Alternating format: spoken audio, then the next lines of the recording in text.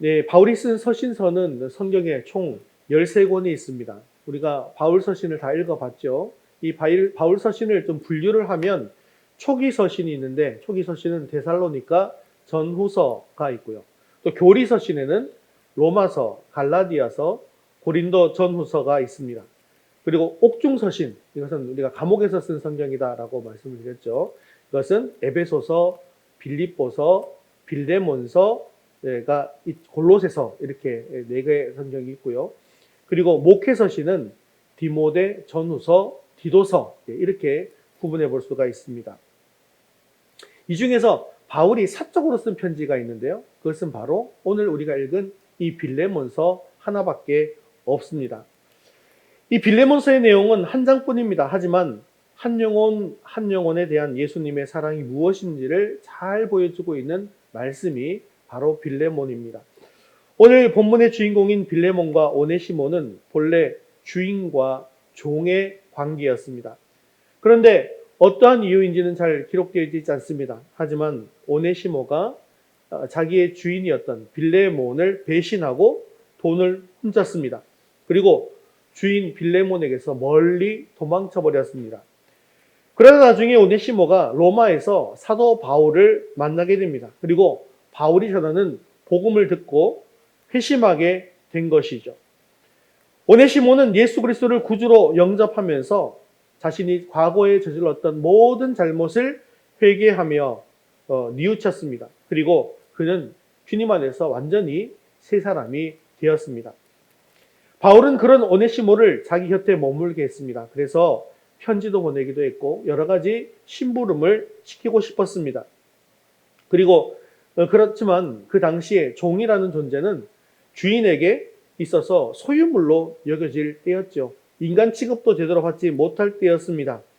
그래서 바울은 자기 임의대로 이것을 진행시키지 않았습니다.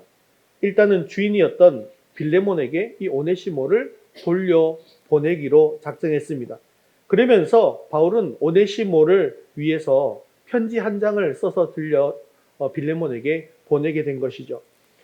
그 편지는 그동안 오네시모에게 가졌던 모든 나쁜 감정들, 미운 감정들을 다 풀어버리고 이제는 오네시모를 용서하면서 따뜻하게 맞아주라라고 빌레몬에게 간곡하게 권고하는 내용이 들어있는 편지였습니다. 이것이 바로 빌레몬서의 주요 내용이죠. 오늘 우리는 빌레몬이 하나님의 사랑으로 하나님의 동역자를 세워나가는 이런 모습들을 살펴보면서 우리 교회도 또 우리 자신들도 삶 속에서 서로 하나님의 귀한 동역자를 세워나감으로 말미암아 하나님의 일을 온전히 감당할 수 있는 저와 여러분 되시기를 주님의 이름으로 축원합니다. 우리 첫 번째 같이 읽겠습니다. 사랑은 문제 해결의 능력입니다. 빌레몬서는 바울 서신 중에서도 참 특별한 성경입니다. 왜냐하면요, 바울은 이 서신서를 쓰면서 전혀 아쉬운 소리를 하지 않습니다. 그런데 특별히 빌레몬서만큼은 간절히 호의를 요청하고 있기 때문에 그렇습니다. 다른 서신서들을 보면 바울은 자신의 사도권 변호를 하기 위해서 거의 대부분 이 서신서 안에 사도된 바울이다라고 하는 말을 쓰고 있습니다. 그래서 자기의 사도의 권위를 드러내면서 편지를 쓴 것이죠. 그런데 빌레몬서에서는 그렇지가 않습니다. 그 대신 1장 9절에 보면 도리어 나이 많고 예수 그리스도를 위하여 갇힌 자다라고 소개하고 있습니다. 이것은 그가 사도로서의 권위를 가지고 지금 명령하고 있는 것이 아니라 많은 나이가 있음에도 불구하고 사랑하는 마음으로 낮은 자세에서 간구하고 있는 겸손한 모습을 보여주고 있는 것이죠. 바울이 굳이 자기의 처지를 이렇게 소개하고 있는 것은 상대방의 동정과 사랑을 끌어내기 위한 그런 간절함 때문입니다. 그리고 바울은 빌레몬에게 간절하게 부탁을 하고 있습니다. 자, 빌레몬이 누굴까요? 빌레몬은요, 바울의 전도를 받아서 에바브라가 개척한 골로새 교회의 유력한 성도가 된 인물입니다. 그렇기 때문에 따져보면 바울이 그 정도로 간청하지 않고 쉽게 부탁할 수 있는 사람 아니었겠습니까? 그래서 빌레몬 1장 18절에 보면 그리스도 안에서 아주 담대하게 내게 마땅한 일로 명할 수도 있으나 라고 이야기하고 있는 것이죠. 즉 강제적으로 사도의 권위로 강압적으로 할 수도 있었다는 것입니다. 그런데 바울은 빌레몬과 스승과 제자의 관계로서 명령이나 지시를 하지 않습니다. 그의 신앙과 인격을 최대한으로 존중해 줍니다. 그리고 9절에서 도리어 사랑으로서 강구한다 라고 간곡하게 부탁합니다. 오네시모 문제를 생각하느라 혼란스러운 빌레몬의 마음에 사랑이 담긴 이 바울의 한마디는 큰 파장을 일으켰을 것입니다. 더군다나 바울은 나이 많은 연장자의 위치에 있습니다. 그리고 복음을 담대하게 전하다가 감옥에 갇힌 상황에서 자신에게 말하고 있습니다. 그러므로 빌레몬은 어떤 생각을 했을까요? 야, 저 어른이 감옥에 갇힌 그런 어려운 상황 속에서도 나의 인격을 존중해주고 계신구나 라고 생각하게 했지 않겠습니까? 이러한 바울의 사랑은 문제 해결의 실마리를 찾아가는 아주 인격적인 방법이었다는 것이죠. 그렇습니다. 이 사랑이야말로 문제 해결의 힘인 것입니다. 이렇게 바울은 빌레몬에게 명령하기보다는 그리스도의 사랑 안에서 호송하는 방법을 택하고 있습니다. 사실 누군가가 자기를 부리거나 명령하는 것에 대해서 좋아하는 사람이 아무도 없지 않습니까? 바울처럼 상대를 존중하는 마음으로 사랑을 담아 예의를 갖추는 것이 바로 그리스도인으로서의 합당한 삶의 모습이라는 것이죠. 이처럼 사람들을 대할 때 이런 강력한 명령보다는 사랑을 담은 설득이 더 효과적일 때가 많다는 것입니다. 그렇습니다. 우리의 삶 속에서 또 직장에서 또 학교 생활을 하면서 겪는 그런 인간적인 갈등과 문제를 가장 아름답게 해결할 수 있는 방법이 바로 사랑이라는 것이죠. 사랑은 가장 큰 힘입니다. 상대방의 입장에서 생각해주고 오래 참고 덮어주는 그런 사랑을 우리가 삶 속에서 실천하게 되어질 때에 그 문제가 해결되는 기적이 일어나게 되어집니다. 사랑하는 성도 여러분, 오늘 말씀을 통해서 바울을 생각하시고 또 주님의 사랑을 생각하십시오. 그럴 때 우리 삶 속에서 이런 위대한 사랑의 능력이 나타날 뿐만 아니라 문제 해결의 능력도 임하게 될 줄로 믿습니다. 두 번째 같이 읽겠습니다. 내 앞으로 계산하는 것이 사랑의 실천입니다. 자, 이제 바울은 빌레몬에게 부탁을 합니다. 10절에 보면 갇힌 중에 낳은 아들인 오네시모를 위한 부탁을 들어달라라고 이야기하고 있는 것이죠. 오네시모는 아시다시피 이 빌레몬의 종이었던 인물입니다. 그런 그가 빌레몬에게 큰 죄를 범하고 로마로 도망갔습니다. 그런데 그런 오네시모를 위해서 빌레몬에게 이렇게 이야기하고 있는 것이죠. 오늘 본문 18절 말씀 같이 읽겠습니다. 그가 만일 내게 불의를 하였거나 내게 빚진 것이 있으면 그것을 내 앞으로 계산하라. 아멘. 그래서 바울이 오네시모가 네 앞에 혹시나 빚진 것이 있으면 그것을 내 앞에 계산하라고 이야기하고 있는 것이죠. 하지만 이제 오네시모는 도피처인 로마에서 바울을 만나서 예수님을 믿게 되었고 신실한 성도가 되었습니다. 그리고 바울의 신복이라고 이야기할 수 있을 만큼 바울의 복음 사역을 적극적으로 돕는 사람이 되었습니다. 골로새서 4장 7절에서 9절까지 말씀을 보면 바울이 골로새 교회에 보내는 편지를 두기고와 오네시모 편에 보내는 것을 볼 수 있는데요. 그 정도로 성격이 되는 편지를 보낼 정도로 신이 많은 인물이 바로 오네시모였다는 것이죠. 바울은 이렇게 변화된 오네시모를 이제는 빌레몬 네가 용서하고 형제처럼 사랑하라 라고 말하고 있는 것입니다. 그래야 마음 편하게 오네시모를 바울의 동력자로 같이 일할 수 있겠다는 것이죠. 이렇게 바울은 빌레몬의 승낙을 바라고 간청하고 있습니다. 바울은 사도죠. 또한 빌레몬의 스승이기도 합니다. 그렇기 때문에 오네시모가 이전에는 죄인이었지만 이제는 변화되어서 신실한 성도가 되었기 때문에 사실 별 이야기 안 하고 그냥 써도 아무 문제는 없을 것 같아 보입니다. 그럼에도 불구하고 과거 오네시모가 범한 과오를 주인이었던 빌레몬이 용서하고 형제처럼 사랑하기를 바라는 편지를 쓰는 것이죠. 그리고 빌레몬이 승낙한 이후에야 오네시모를 쓰겠다는 것입니다. 더군다나 1장 11절에 보면 오네시모는 이전에는 빌레몬에게 무익한 자였습니다. 그럼에도 불구하고 바울은 이제는 오네시모가 자신과 빌레몬에게 유익하다라고 이야기하고 있습니다. 자, 빌레몬은 이제 바울의 부탁을 담은 편지를 받았습니다. 그렇다면 여러분, 빌레몬은 바울의 부탁을 들어주었을까요? 안 들어주었을까요? 바울은요, 빌레몬이 자기의 부탁을 들어줄 것으로 믿었습니다. 본문 21절을 보면 바울이 빌레몬을 어느 정도 믿고 있는지를 잘 나타내고 있는데 같이 읽겠습니다. 나는 내가 순종한 것을 확신함으로 내게 썼노니 내가 말한 것보다 더 행할 줄을 아노라. 아멘.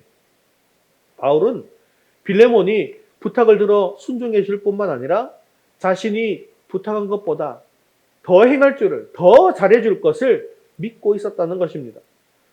본문 20절에서 이미 바울은 빌레몬이 과거 자신의 종이었던 오네시모의 과거를 충분히 용서함으로써 주 안에서 기쁨과 평안함을 함께 누리기를 바랬습니다. 그리고 바울은 틀림없이 빌레몬이 오네시모를 용서할 뿐만 아니라 노예 상태에서 해방시켜서 복음의 동력자로 대해 줄 것을 확신하며 믿었다는 것이죠. 사랑하는 성도 여러분, 바울의 이런 자세는 성도들이 아주 본받아야 할 그런 모범적인 태도라고 할 수 있습니다. 너무나도 좋은 습관 아니겠습니까? 다른 사람들에게 최선의 기대를 걸고 또 그것을 온전히 믿어줄 때 함께 주님의 일을 온전하게 감당할 수 있게 되어지는 것입니다. 사랑하는 성도 여러분, 그렇기 때문에 우리가 내 주변에 있는 동역자들, 나와 함께 일하는 사람들, 일하는 사람들을 대할 때 기대를 거시고 믿어보시기를 바랍니다. 바울처럼 좋은 습관을 들여보시기를 바랍니다. 한두 번 물론 신뢰하지 못할 만한 행동을 할 때가 있을 것입니다. 그렇다고 해서 마음에서 쉽게 지워버리지 마십시오. 오네시모처럼 큰 과오가 있는 사람이라 할지라도 예수 그리스도 안에서 새로 사람이 되어서 오히려 변화시켜 믿음의 큰 사람으로, 믿음의 동력자로 사용할 수 있게 되어야 한다는 것이죠. 그런데 우리는 그렇지 못한 모습을 보일 때가 너무나도 많이 있습니다. 자신에게 잘못하거나 또한 공동체에서 잘못을 하고 죄를 범한 사람들을 용서하지 못할 때가 너무나도 많이 있더라는 것입니다. 그런데 오늘 주님께서는 그들을 마음으로 용서할 뿐만 아니라 하나님의 귀한 동력자로 생각하라라고 말씀하고 있는 것입니다. 어떤 분들은요, 아니요, 저는 절대로 그럴 수 없습니다. 어떻게 저렇게 정말 용서하지 못할 잘못을 했는데도 용서해야 한단 말입니까? 어떻게 저런 사람과 함께 일할 수 있단 말입니까? 나는 그렇게 할 수 없어요 라고 말씀하실 수도 있습니다. 여러분, 오네시모는 종이었습니다. 그 종이 도망가는 것만 해도 사실 잡아서 죽일 일 아니겠습니까? 그런데 주인의 재물을 훔쳐가지고 도망을 갔습니다. 옛날 우리나라에서도 종이 이렇게 도망가게 되어지면 뭘 보내죠? 뭘 보냅니까? 추노꾼을 보내죠. 그래서 이 추노꾼이 이 종을 잡아오면요, 그걸 때려 죽이는 경우가 굉장히 많았습니다. 그리고 그것이 법이었습니다. 오네시모는요, 그런 죄인이었다는 거예요. 죽을 수밖에 없는 죄인이었습니다. 그런데 바울은 빌레몬에게 용서하라고 부탁하고 있습니다. 우리 17절과 18절 말씀 이어서 같이 한번 읽겠습니다. 그러므로 네가 나를 동력자로 알진대 그를 영접하기를 내게 하듯 하고 그가 만일 내게 불의를 하였거나 내게 빚진 것이 있으면 그것을 내 앞으로 계산하라. 아멘. 이 부분이 빌레몬서의 정수이자 절정입니다. 바울은 빌레몬에게 만일 당신이 나를 당신의 동료고 또 동력자로 여긴다고 한다면 오네시모를 마치 나를 대하는 것처럼 맞아주고 그가 당신에게 피해를 입힌 재산이 있다면 모두 내 앞으로 계산을 달아놓으시오. 내가 대신 계산해 주겠습니다라고 이야기하는 것입니다. 죄를 짓고 도망친 노예를 용서하고 맞아들일 뿐만 아니라 마치 바울 자신을 대하는 것처럼 해달라고 하는 것은 한 죄인을 개인적으로 용서할 뿐만 아니라 공식적으로도 그 사회에서 인정받게 해주라는 그런 의미가 되는 것입니다. 전과자가 왜 힘듭니까? 전과자가 자기의 모든 징역형을 다 마치고 나와도 사회에서 인정을 해주지 않기 때문 아니겠습니까? 그래서 제3의 범죄를 계속해서 일으키게 되어지는 것입니다. 우리는 이것을 탕자의 비유에서도 너무나 잘 볼 수가 있습니다. 탕자가 아버지의 모든 재산을 가지고 집을 나가서 바깥에서 죄를 지으며 허랑방탕한 삶을 살았을 때 결국 모든 재산을 탕진하고 어디가 생각납니까? 아버지의 집이 생각나요. 그래서 나는 죄인입니다. 아버지 나를 받아주시되 내가 아버지의 종처럼 살아도 상관없습니다 라고 하고 왔을 때 아버지가 어떻게 합니까? 이 탕자를 목을 끌어안고 키스를 하고 그리고 반지를 끼워주고 신발을 신기고 그리고 동네 잔치를 열지 않습니까? 이것은 동네 모든 사람들에게 이 사람은 죄인이 아니라 나의 아들이다 라는 것을 선포하기 위한 방법이었다는 것이죠. 이처럼 공식적으로 오네시모를 받아주라 라고 하는 그런 의미가 담겨져 있는 것입니다. 또한 내 앞으로 계산하겠다라는 말이 무슨 뜻입니까? 누군가가 내가 치러야 할 계산을 대신 치러주는 것을 의미하는 것입니다. 예전에 제가 식당에서 밥을 잘 먹고요. 그리고 계산하러 가려고 했는데 계산대 앞에서 주인이 이렇게 얘기하는 거예요. 어떤 분이 길 가시다가 들어오셔가지고 밥값을 다 내고 가셨어요. 이렇게 얘기하시는 겁니다. 제가 그분이 누군지 아직도 모릅니다. 그런데 밥을 먹고 나올 때 기분이 참 좋았던 그런 기억이 있습니다. 이렇게 선의로 누군가가 내가 치러야 될 것을 대신 계산해 줄 때 참으로 기분이 좋지 않습니까? 여러분, 기독교의 정수가 무엇입니까? 대신 값을 치루어 주는 것입니다. 남이 저지른 잘못과 실수에 대해서 대신 갚아주겠다라고 하는 것은 기독교 신앙의 정수인 것입니다. 이것을 가장 우리에게 잘 보여주신 분이 누구십니까? 바로 예수 그리스도. 예수님 아니겠습니까? 그래서 이 장면은 예수님께서 우리의 죄값을 대신 계산해 준 것을 떠올리게 하는 장면이 되는 것입니다. 오네시모가 죄를 지어서 빌레몬과 분리된 것처럼 우리들도 죄를 지어서 하나님과 분리되게 된 것입니다.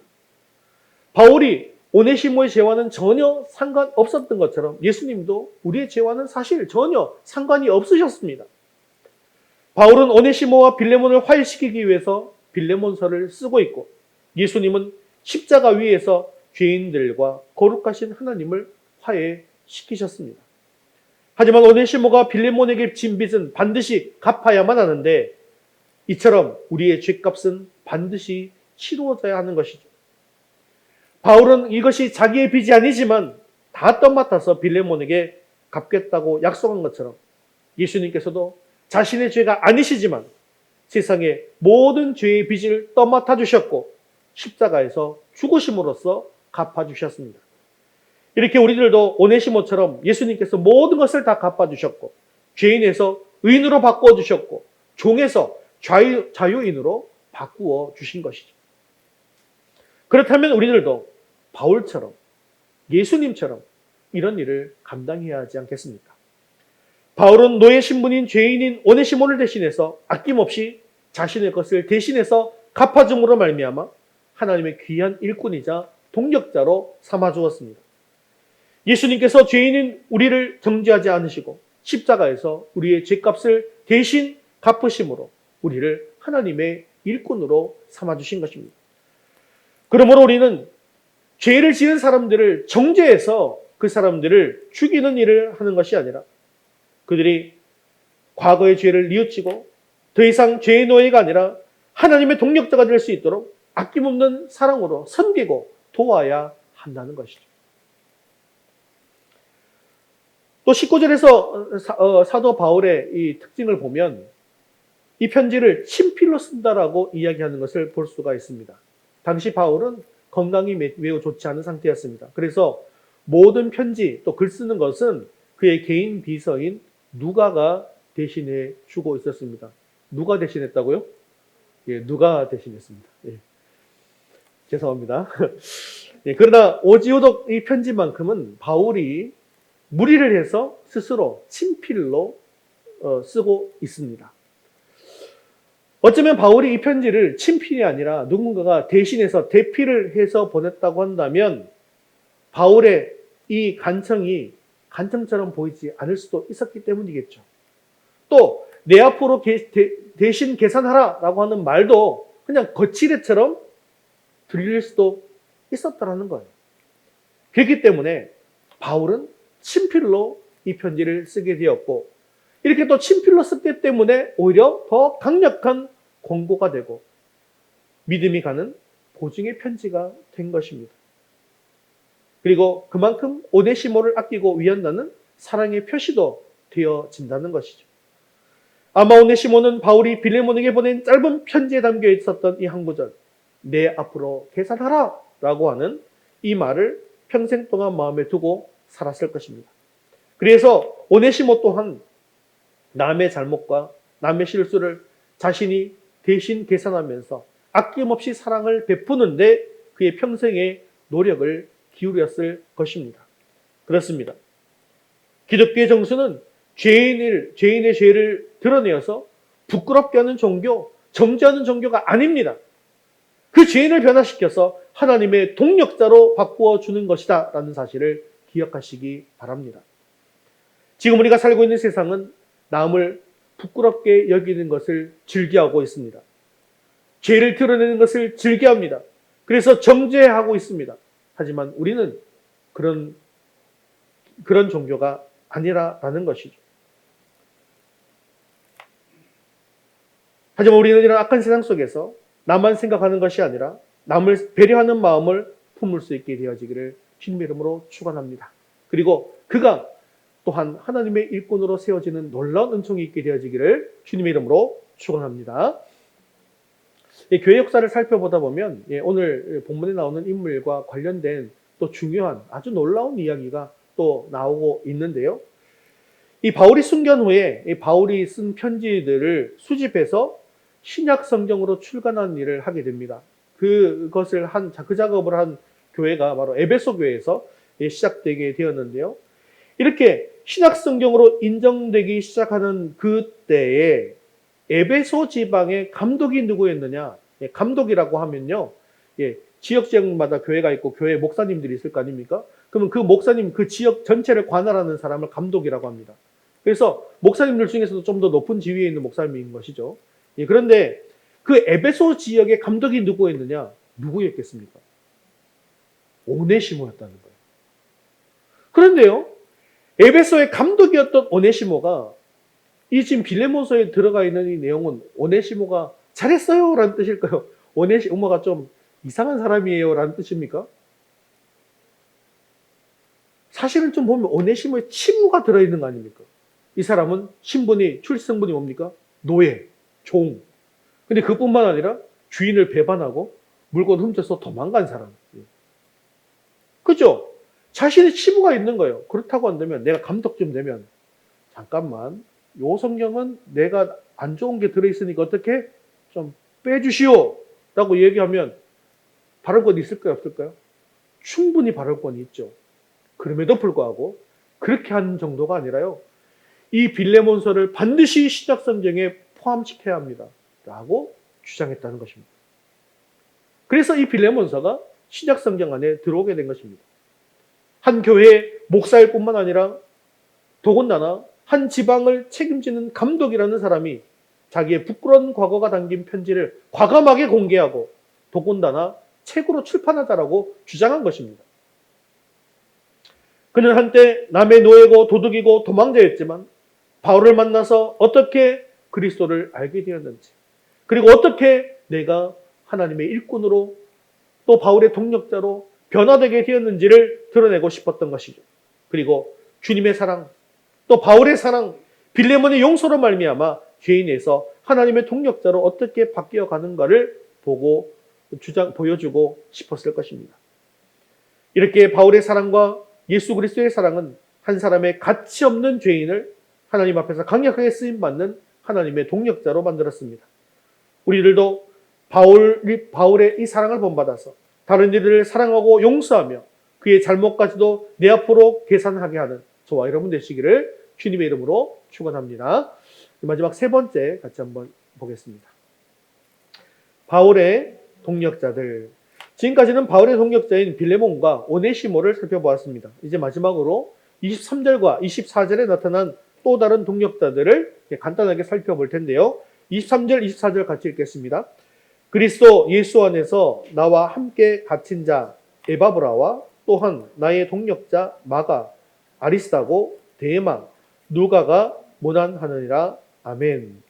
자, 첫 번째 에바브라라는 사람이 나오는데요. 이 사람은 골로새 교회를 개척해서 담임한 이후에 바울과 함께 감옥에 갇힌 사람입니다. 심해지는 박해와 거짓 교사들과의 싸움에서 교회가 하나됨을 유지하도록 힘썼던 사람이 바로 에바브라입니다. 또 24절에는 바울이 직접 나의 동력자라고 부르는 사람이 있죠. 바로 마가입니다. 이 마가는 로마식 이름인데요. 유대식 이름으로는 요한입니다. 그래서 우리는 마가 요한이다라고 많이 부르고 있죠. 그런데 마가라는 로마식 이름으로 더 잘 알려져 있는 사람입니다. 이 사람은 바울과 바나바의 1차 여행, 전도 여행을 함께 했고 유명한 성경이 뭐가 있을까요? 예, 마가복음이 있습니다. 일찍이 아버지를 잃고 편모스라에서 성장한 탓인지 때로는 철이 없는 행동을 하기도 했습니다. 또 예수님을 열심히 따르다가 어려움이 닥치니까 뒤도 안 돌아보고 예수님을 버리고 도망친 인물이기도 합니다. 그러나 마가는 신실한 신앙을 가졌던 어머니의 영향 때문에 신앙에 뿌리가 있었습니다. 그러다가 한 사건이 벌어지죠. 바로 오순절. 어디에서? 마가의 다락방에서. 이 사람의 다락방인 거예요. 예, 마가의 다락방에서 성도들과 함께 기도하던 중에 성령 세례를 받고 변화되었습니다. 그리고 이후 이제는 바울이 나의 동력자라고 부르는 인물이 된 것이죠. 또 다른 동력자는 아리스다고인데요. 이 바울과 함께 로마 감옥에 툭 된 사람이고 데살로니가 사람이었습니다. 그리고 바울의 로마 선교 여행에서 끝까지 함께 한 신실한 바울의 동력자였습니다. 또 데마라는 사람도 있었습니다. 하지만 이 데마는 나중에 바울이 죽음을 앞둔 시점에 바울과 함께 있지 않았습니다. 그만 악한 세력에 미혹되어서 하나님이 아닌 이 세상을 사랑해서 바울을 버리고 데살로니가로 돌아가 버린 사람이 바로 데마였습니다. 예, 누가도 있죠. 예, 누가는 3차 전도여행 때 바울과 동행했습니다. 그리고 이 누가가 쓴 성경은 또 뭐가 있습니까? 우리가 잘 알고 있는 누가복음 또 하나 더 있죠. 사도행전. 그래서 사도행전은 누가복음의 2부라 그랬죠. 그렇죠? 자, 그래서 사도행전 20장 5절에서 6절까지를 보면 때로는 바울보다 먼저 선교지에 가서 거기서 머물고 사역을 감당한 그런 동력자가 바로 누가였습니다. 그리고 누가 역시 바울의 선교 사역에 끝까지 동력한 신실한 동력자였습니다. 바울이 아무리 뛰어난 은사와 능력을 가지고 있었다 할지라도 세계 선교 사역에 이렇게 하나님께서 불러주신 하나님의 이런 동력자들이 만일 없었다고 한다면 그 사명을 온전히 감당하기는 굉장히 어려웠을 것입니다. 하나님께서는 바울에게 비전을 보여주시고 또한 그에게 필요한 하나님의 동력자도 붙여주신 것이죠. 사랑하는 성도 여러분, 그렇다고 한다면 하나님께서 사랑하시는 우리 위더스 교회에도 귀한 동력자를 보내주시고 붙여주시지 않겠습니까? 그러므로 우리 위더스 교회에도 하나님 나라를 섬길 만한 동력자들을 보내주시길 위해서 여러분 계속해서 기도해 주시기를 바랍니다. 내 주변에 주님의 사랑이 필요한 사람이 있다면 그 사람에게 주님의 사랑을 전하시기를 바랍니다. 그를 섬기시고 그를 주님 앞으로 나올 수 있도록 전도할 수 있기를 바랍니다. 그래서 그들도 함께 우리 교회를 세워나가는 하나님의 위대한 동력자로 세워나갈 수 있기를 바랍니다. 이렇게 주님께서 우리에게 보여주신 그 사랑으로 이웃을 섬김으로 그들을 제자 삼고 동력자로 세워나가는 그런 위더스 교회 될 수 있기를 주님의 이름으로 축원합니다. 예, 말씀을 맺겠습니다. 사랑하는 성도 여러분, 우리가 죄인 되었을 때 우리 주님께서는 십자가의 피를 흘려주심으로 말미암아 내 죄값을 대신 치루어 주셨습니다. 그러므로 우리가 주의 일을 감당하기 위해서 반드시 바울과 같이 다른 이들의 죄값을 대신 계산해 주겠다라고 하는 그런 마음가짐이 반드시 필요합니다. 물론 이것은 우리의 생각과 우리의 의지로 가능한 것이 아니죠. 그러므로 오늘 이 시간 주님의 십자가를 깊이 묵상해 보시기를 바랍니다. 주님이 못 박히신 그 손, 그것은 바로 내가 못 박혀야 한 것이었습니다. 주님이 못 박히셔야 할 그 발도 내가 못 박혔어야 했던 것이죠. 주님이 흘리셨던 그 피가 바로 내가 흘려야 했던 그 피였다라는 것입니다. 이럴 때 오네시모와 같은 사람들을 하나님께서 우리에게 붙여주실 때에 그 사람에게 결정적인 흠이 있다 할지라도 용서할 수 있는, 또 사랑할 수 있는 인격과 신앙을 가질 수 있게 되어진다는 것입니다. 그리고 하나님께서는 그러한 우리들에게 더욱더 많은 하나님의 동력자를 보내주실 것입니다. 교회에서도 우리의 동력자를 붙여줄 뿐만 아니라 여러분 사람의 사회의 관계 속에서도 또 직장에서도 학교에서도 하나님의 동력자를 여러분들에게 붙여주실 것입니다. 기억하십시오. 문제는 다른 사람에게 있는 것이 아니라 바로 나에게 있는 것이라는 겁니다. 나를 힘들게 하고 어렵게 하는 사람이 있다고 한다면 십자가의 고난과 용서와 회복을 묵상하고 연약하고 부족한 그를 위해서 더욱더 열심히 기도하십시오. 이제부터는 저와 여러분은 모든 사람들을 용서할 뿐만 아니라 또한 사랑하는 것을 결단할 수 있게 되어지기를 바랍니다. 연약한 자들을 하나님의 동력자로 대우하면서 함께 동력하기를 기대할 수 있기를 바랍니다. 그럴 때에 오늘 본문 25절의 말씀처럼 우리 주 예수 그리스도의 은혜가 너희 심령과 함께 있게 되어지는 그런 축복이 우리 가운데 충만할 수 있게 되어지기를 주님의 이름으로 축원합니다.